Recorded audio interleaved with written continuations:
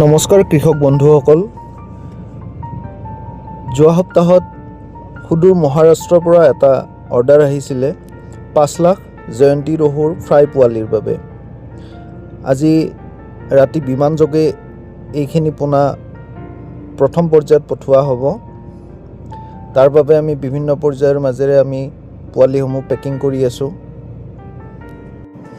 আমি যিকোনো ঠাইলৈ অক্সিজেন পেকেটৰ যদি এনেকৈ ফ্ৰাই পোৱালি পঠিয়াব লগা হয় তেতিয়াহ'লে আমি প্ৰথমতে এনেকৈ টেংকিৰ পৰা কাপোৰ এখনেৰে পোৱালিখিনি উঠাই লওঁ, যাতে পোৱালিখিনিয়ে কষ্ট নাপায় বা তাৰ বডিত কোনো ধৰণৰ স্ক্ৰেচ নাহে।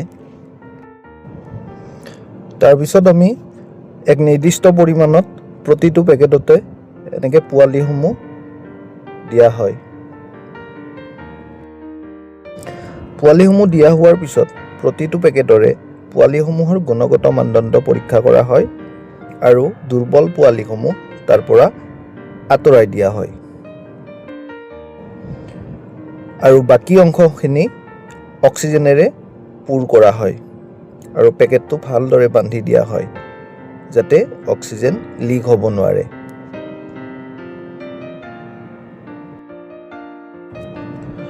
বৰ্তমান জয়ন্তী ৰহু, জিআই কাটলা, আমুৰ কাপ, গাছ কাপ, মিৰিকা এই আটাইবিলাক প্ৰজাতিৰ ফ্ৰাই পোৱালি আমাৰ ওচৰত উপলব্ধ আৰু ডেলিভাৰী প্ৰক্ৰিয়া চলি আছে। যিকোনো ঠাইলৈ ডেলিভাৰী ব্যৱস্থা আছে।